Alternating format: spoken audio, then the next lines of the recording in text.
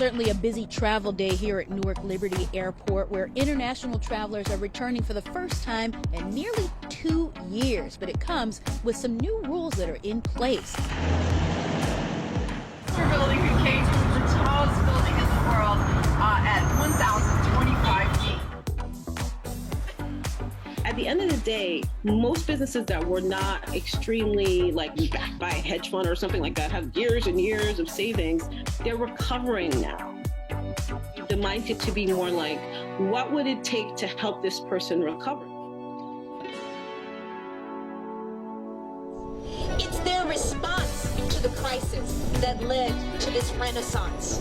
Because I'm going to be honest, we're not going into Soho.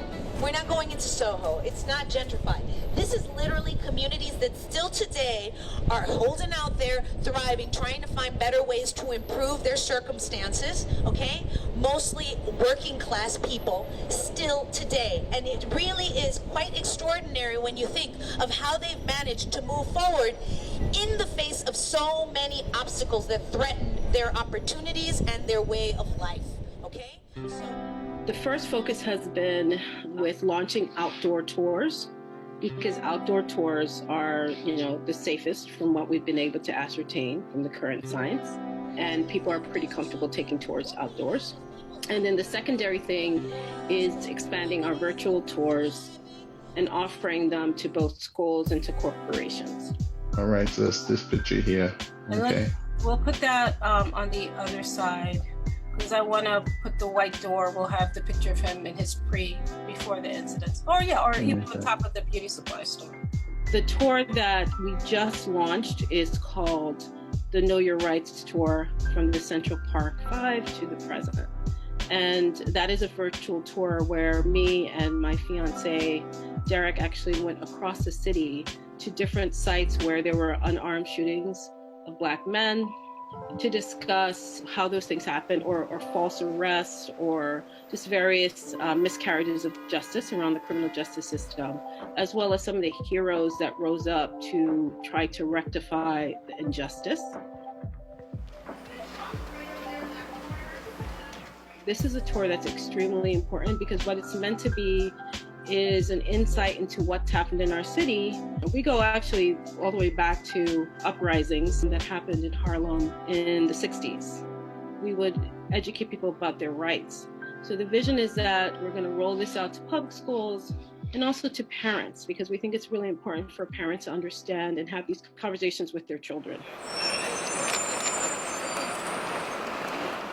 Over there, the clock, everything is as it was. And they really maintained the building beautifully. The Daily News is no longer here. It's an office building.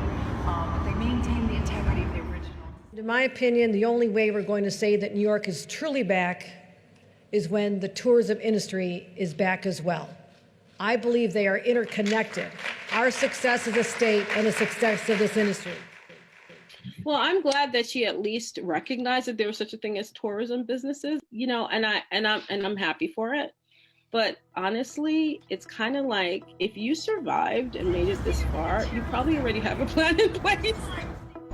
Because that same business could have shut down if they chose to. If they chose to be here, it's because they wanted to be here and they worked really hard to be here. I would think it would make more sense to tie it to recognizing past effort. Maybe if it was like, if you during this time period retained employees or even expended certain costs, because if you had to keep people on your payroll, there would have been costs related to that. If we look in the opposite direction, we can see, first of all, the Manhattan Bridge. So there's a couple of things happening from the business management side. The first thing is just figuring out how to reopen and when to bring on staff. So in terms of how to reopen, we've had some experiences that are completely outdoors and others that have some indoor component. For example, as a company, we did a lot of Harlem gospel tours. And so it's been figuring out when to reopen those tours, which we're not going to open until April 2022. And then what kind of protocols to have in place. So the standard that I've laid out for international visitors is that you have to be vaccinated to take our tours that go inside of anything, whether it's a vehicle or it's a church. And then you also have to have a mask. And in terms of rehiring guides, it's really waiting for the tourists to come back. So a lot of the domestic tourists are here, but their international tourists have just been allowed to come back from Europe.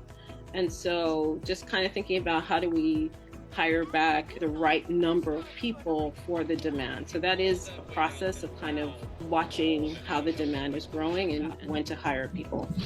It's not about just offering affordable housing to people. It's really about anchoring them within the community. So you have to give them opportunities.